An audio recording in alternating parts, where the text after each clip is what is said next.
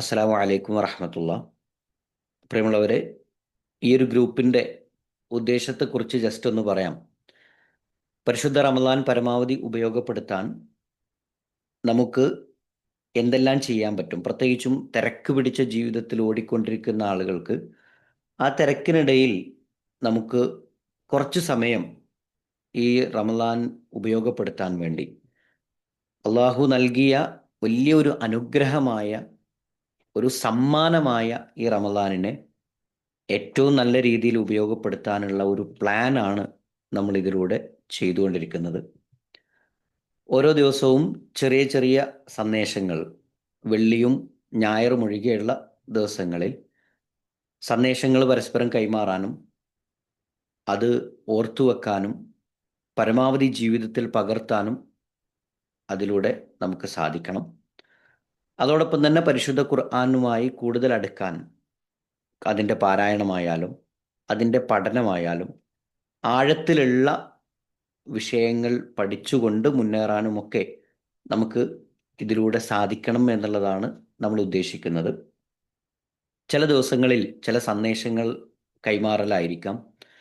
മറ്റു ചില ദിവസങ്ങളിൽ പരിശുദ്ധ ഖുർആൻ പാരായണം എങ്ങനെ നന്നാക്കാം, അതിൻ്റെ തജ്വീദുമായി ബന്ധപ്പെട്ട ചില കാര്യങ്ങൾ ഇൻഷാ അല്ലാ അത് നമ്മൾ ചർച്ച ചെയ്യുന്നുണ്ട്.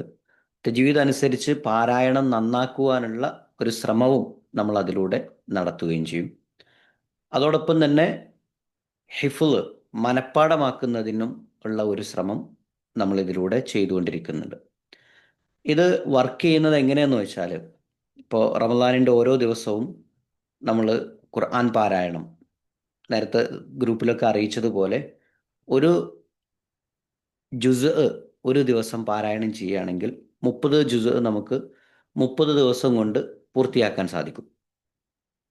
അതിൽ തന്നെ ഓരോ വക്ത് നമസ്കാരത്തിൻ്റെയും മുമ്പും ശേഷവുമായിട്ട് നമുക്കത് പ്ലാൻ ചെയ്തുകൊണ്ട്, ഇപ്പോൾ ഒരു 5 പേജ് നമ്മൾ ഓതുകയാണെങ്കിൽ 4 വക്ത് നമസ്കാരം, ഇപ്പോൾ മഗ്‌രിബിൻ്റെ ശേഷം നമുക്കത് പ്രയാസമായിരിക്കുമെങ്കിലും ബാക്കി ഉള്ള വക്തുകളിൽ നമ്മൾ അങ്ങനെ പാരായണം ചെയ്താൽ 20 പേജ് നമുക്ക് സിമ്പിളായിട്ട് പാരായണം ചെയ്യാൻ പറ്റും. ഇപ്പോൾ തുടക്കത്തിലൊക്കെ സൂറത്തുൽ ബഖറ പലപ്പോഴും പാരായണം ചെയ്ത് ശീലം പലപ്പോഴായിട്ട് പാരായണം ചെയ്തുകൊണ്ടിരിക്കുന്നത് ആയതുകൊണ്ട് തന്നെ കുറച്ച് ഫാസ്റ്റായിട്ട് നമുക്ക് ചെയ്യാൻ പറ്റും. അപ്പോൾ അവിടെ നമുക്ക് ഇപ്പോൾ ഒരു 5 പേജ് എന്നുള്ളത് 6 7 പേജുകളായി കൂടുതലാക്കിയിട്ട് നമുക്ക് ആദ്യത്തെ ദിവസങ്ങളിൽ ജുസ്ഇൻ്റെ എണ്ണം കൂട്ടിയെടുക്കാനും അതിലൂടെ സാധിക്കുന്നുള്ളു. നമ്മൾ സൂറത്തുൽ ഹാക്ക ആണ് ആദ്യമായിട്ട് അതിൻ്റെ തഫ്സീറും അതിലെ ഭാഷാ പ്രയോഗങ്ങളും അതിലെ തജ്വീദ് നിയമങ്ങളും അത് മനഃപ്പാടമാക്കുകയും ചെയ്യാൻ ഉദ്ദേശിക്കുന്ന സൂറത്തുൽ ഹാക്ക 69-ാം അധ്യായം സൂറത്തുൽ ഹാക്കയാണ് ഇൻഷാ അല്ലാ നമ്മൾ ആരംഭിക്കുന്നത്. ഓക്കെ, അപ്പോൾ ഇനി 5 ദിവസം കഴിഞ്ഞാൽ നമ്മൾ ജസ്റ്റ് നമ്മുടെ ആ ഒരു ഗ്രൂപ്പിൽ ഒരു പോള് ഇടും.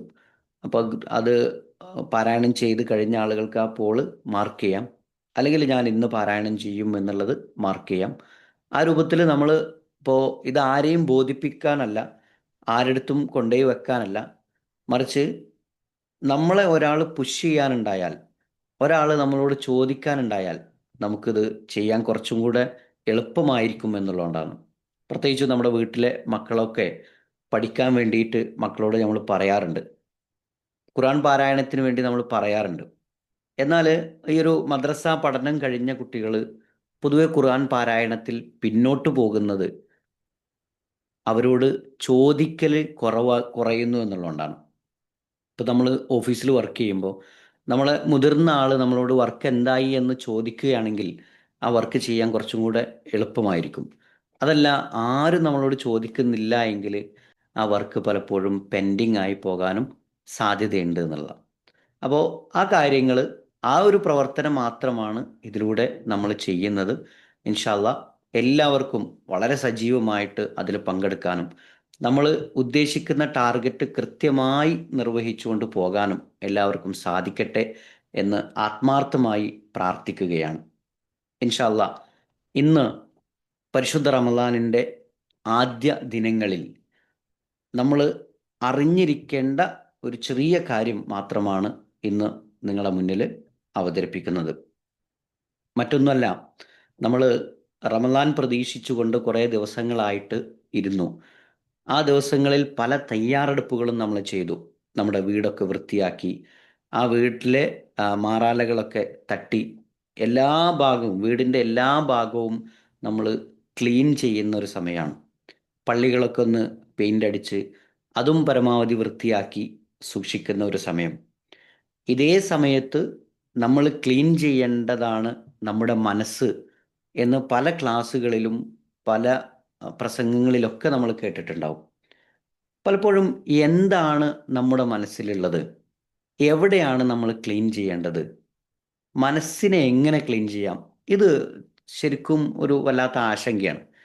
ആശങ്ക എന്ന് പറഞ്ഞാൽ, ഇപ്പോൾ എൻ്റെ മനസ്സിലിപ്പോൾ പ്രശ്നങ്ങളൊന്നുമില്ലല്ലോ, എൻ്റെ മനസ്സിൽ വേണ്ടാത്തതൊന്നുമില്ലല്ലോ എന്ന് സ്വാഭാവികമായും നമ്മൾ ചിന്തിക്കുകയും ആ ഒരു ലെവലിൽ തന്നെ നമ്മൾ മുന്നോട്ട് പോവുകയും ചെയ്യും.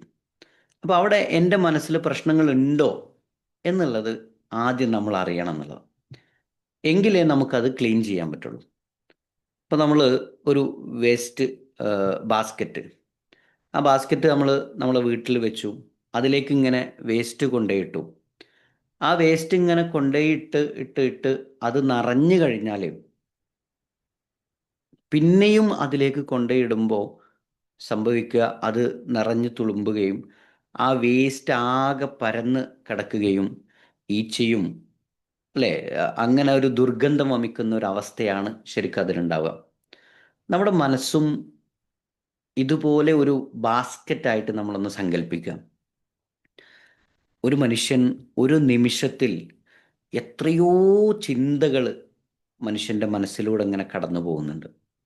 നമ്മൾ വെറുതെ ഇരിക്കുമ്പോൾ നമ്മൾ പലതും ചിന്തിക്കാറുണ്ട്.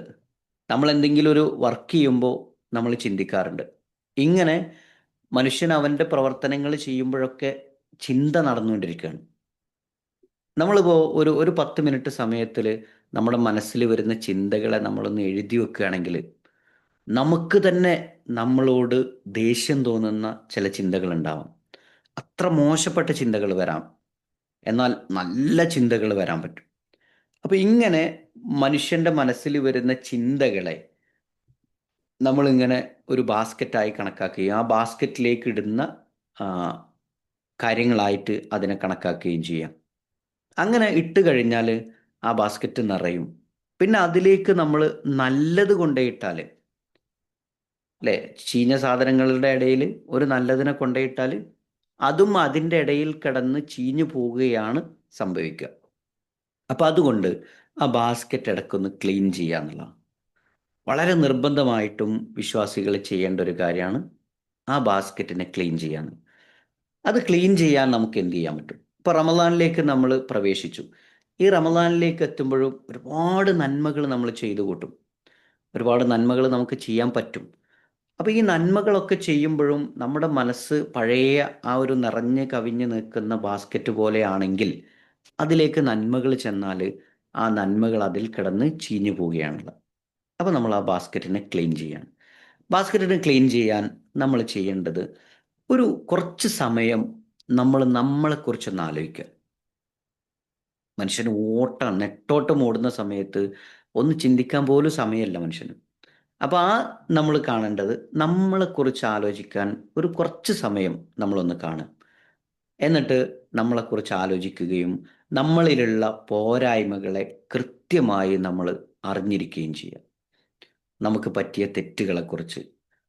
എന്നിട്ട് ഈ തെറ്റിനെ റബ്ബിനോട് ഏറ്റുപറഞ്ഞ് ഒന്ന് കരയാൻ നമ്മളൊന്ന് ശ്രദ്ധിക്കുക. ഒന്ന് കരഞ്ഞാൽ നമ്മുടെ മനസ്സ് ക്ലീൻ ആകുന്നു. അപ്പോൾ നമ്മൾ കരയാൻ തയ്യാറാവുക എന്നുള്ളതാണ് വലിയ കാര്യം. ഇപ്പോൾ സ്ത്രീകളൊക്കെ പൊതുവെ കരയുന്ന ആളുകളാണ്. എന്നാൽ പുരുഷന്മാരെ സംബന്ധിച്ചിടത്തോളം ചെറുപ്രായത്തിലെ ആൺകുട്ടികളല്ലടാ, ആണല്ലടാ, ഈയൊക്കെ കരയാൻ പാടുണ്ടോ എന്ന് ചോദിച്ച് കരയാൻ കഴിയാത്ത അവസ്ഥയിലാണ് പൊതുവെ ആണുങ്ങളുള്ളത്. എന്നാൽ സ്ത്രീകൾക്ക് കുറച്ചൊക്കെ കരയാൻ കഴിയും. അപ്പോൾ കരയുക എന്നുള്ളത് വളരെ നല്ലൊരു ഗുണമാണ്. മനസ്സ് ക്ലീൻ ആവാനുള്ള ഏറ്റവും നല്ല ഒരു ഗുണമാണ് ഒന്ന് കരയുക എന്നുള്ളത്. അത് റബ്ബിൻ്റെ മുന്നിലാകുമ്പോൾ നമ്മുടെ പാപങ്ങൾ പൊറുക്കുകയും അതിലൂടെ നമ്മുടെ മനസ്സ് ക്ലീൻ ആവുകയും ചെയ്യും. അങ്ങനെ ക്ലീനായ മനസ്സിലേക്കാണ് നമ്മുടെ നന്മകൾ, നമ്മുടെ പുതിയ പ്രവർത്തനങ്ങൾ നമ്മൾ കൊണ്ടുവരേണ്ടത്. അപ്പോൾ ഇന്ന് ഈ ഒരു സമയത്ത് പ്രത്യേകിച്ച് പറയാനുള്ളത്, ഇസ്തിഗ്ഫാർ കൊണ്ട്, പാപമോചനം കൊണ്ട് നമ്മുടെ മനസ്സിനെ ക്ലീൻ ചെയ്ത് പാപങ്ങളൊക്കെ കഴുകിക്കളഞ്ഞ നല്ല മനസ്സിൻ്റെ ഉടമകളാകുക. ആ മനസ്സിലേക്ക് വേണം നന്മകൾ നിറക്കാൻ, നല്ലത് കൊണ്ടുവരാൻ. അതിന് നമുക്കെല്ലാവർക്കും സാധിക്കട്ടെ എന്ന് ആത്മാർത്ഥമായി പ്രാർത്ഥിക്കുകയാണ്. നമ്മുടെ വരും ദിവസങ്ങളിലുള്ള ചെറിയ ചെറിയ സന്ദേശങ്ങളിലും ഖുർആൻ പഠനത്തിലും എല്ലാവർക്കും സജീവമായി പങ്കെടുക്കാനും അത് കൃത്യമായി നിർവഹിക്കുവാനും സാധിക്കട്ടെ എന്ന് പ്രാർത്ഥിക്കുകയാണ്. ഈ ഒരു റമദാൻ അതിൻ്റെ ഏറ്റവും പൂർണ്ണമായ രീതിയിൽ അത് നിർവഹിക്കുന്നതിനും ഇതുവരെ കഴിഞ്ഞ റമദാനുകളിൽ നിന്നൊക്കെ ഏറ്റവും ബെസ്റ്റ് ആയിട്ട് ഇത് മാറുവാനും നമ്മൾ പരിശ്രമിക്കണം. ഒരു മുക്കുവൻ്റെ കഥ നിങ്ങൾ കേട്ടിട്ടുണ്ടാവും. ഒരു മുക്കുവൻ ഒരിക്കൽ അതിരാവിലെ അദ്ദേഹം ആ, കടലിലേക്ക് പോയിട്ട് അവിടെ വല വിരിച്ചു വെക്കുന്ന ഒരു സന്ദർഭമുണ്ട്. വല വിരിച്ചു വെച്ചിട്ട് അദ്ദേഹം ആ, തിരിച്ച് കരയിലേക്ക് കയറി വരിക. ഇരുട്ടിലാണ് കരയിലേക്ക് കയറി വരുന്ന സമയത്ത് കാലിൽ എന്തോ ഒന്ന് തടയുകയുണ്ടായി. അദ്ദേഹം ആ ഒരു കവർ എടുത്ത്, ഒരു കവർ എടുത്ത് നോക്കുമ്പോൾ അതിൽ നിറച്ച് ചെരൽക്കല്ലുകളാണ്. മുക്കുവൻ വലയിൽ മീൻ നിറയുന്നത് കാത്തിരിക്കുന്ന ആ ഒരു സമയത്ത് ഈ കല്ലുകൾ ഓരോന്നെടുത്തിട്ട് അദ്ദേഹം ഇങ്ങനെ ആ ചെളിയിലേക്ക് എറിയുന്നുണ്ട്.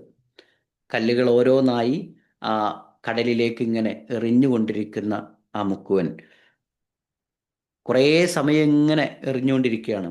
അവസാനം നേരെ ഇങ്ങനെ വെളുത്തു വന്നു. സൂര്യൻ ഇങ്ങനെ ഉദിച്ചു വരുന്ന സമയത്ത് ഇദ്ദേഹത്തിൻ്റെ കയ്യിലുള്ള കല്ല് തിളങ്ങുന്നതായി ഇദ്ദേഹത്തിന് തോന്നുകയാണ്. അപ്പോൾ ആ കല്ലിനെ അദ്ദേഹം സൂക്ഷ്മമായി നോക്കുമ്പോൾ അത് അത് ഏറ്റവും നല്ല, ഏറ്റവും വിലപിടിപ്പുള്ള ഒരു രത്നമായിരുന്നു എന്ന. ആ രത്നത്തെ ഇങ്ങനെ നോക്കിയിട്ട് അന്തം വിട്ട് അദ്ദേഹം ആ കവറിലേക്ക് നോക്കുമ്പോൾ ആ കവറിലുള്ള ഏറ്റവും അവസാനത്തെ ചെരൽക്കല്ലായിരുന്നു അത്. അതായത് അദ്ദേഹം ഇതുവരെ ചെളിയിലേക്ക്, കടലിലേക്ക് വലിച്ചെറിഞ്ഞുകൊണ്ടിരുന്നത് ഈ രത്നങ്ങളാണ് എന്ന് അദ്ദേഹത്തിന് തിരിച്ചറിയുകയാണ്. പ്രിയമുള്ളവരെ, നമ്മുടെ ജീവിതത്തിൽ ഇതുപോലെ ഒരുപാട് രത്നങ്ങളായിട്ട് റമദാനുകൾ വന്നു പോയിട്ടുണ്ട്. ഈ റമദാനിനെയൊക്കെ ചരൽക്കല്ലിൻ്റെ വില പോലെ ആണ് നമ്മൾ കൽപ്പിച്ചിട്ടത് എങ്കിൽ നമ്മൾ മനസ്സിലാക്കുക, ഇന്ന് അവസാനം നമ്മളെ കയ്യിൽ നിൽക്കുന്ന ഈ ഒരു ചരൽക്കല്ല് അല്ല, ഇതൊരു രത്നമാണ് എന്ന് തിരിച്ചറിഞ്ഞിട്ട് ഇതിനെ പരമാവധി ഉപയോഗപ്പെടുത്താൻ നാം പരിശ്രമിക്കുക. ഇനിയൊരു റമദാൻ നമ്മുടെ ജീവിതത്തിലേക്ക് എന്ന് വരും, എപ്പോൾ വരും, അല്ലെങ്കിൽ അന്ന് നമുക്ക് എന്തായിരിക്കും അവസ്ഥ എന്നൊന്നും നമുക്ക് പറയാൻ കഴിയില്ല. അപ്പം അതുകൊണ്ട് കിട്ടിയ അവസരത്തെ ഏറ്റവും നല്ല അവസരമായി കാണുകയും പരമാവധി ഉപയോഗപ്പെടുത്തുകയും ചെയ്യുക. നാഥൻ അനുഗ്രഹിക്കട്ടെ. എല്ലാവർക്കും ഒരിക്കൽ കൂടി നന്ദി അറിയിക്കുകയാണ്. അള്ളാഹു നമ്മുടെയൊക്കെ സ്വാലിഹായ താല്പര്യങ്ങളെ അവൻ നിർവഹിച്ചു നൽകട്ടെ. നമ്മുടെയൊക്കെ പ്രവർത്തനങ്ങളെ അവൻ്റെ അടുക്കൽ സ്വീകരിക്കുന്ന കർമ്മമാക്കി തീർക്കട്ടെ. റബ്ബന ആതിന ഫിദ്ദുനിയ ഹസന വഫിൽ ആഖിറതി ഹസനതൻ വഖിന അദാബന്നാർ. ആമീൻ ആമീൻ ബിറഹ്മതിക യാ അർഹമർ റഹീമീൻ. വസല്ലല്ലാഹു അലാ നബിയിനൽ മുർസലീൻ. വസ്സലാമു അലൈക്കും വറഹ്മത്തുള്ളാഹി വബറകാതുഹു.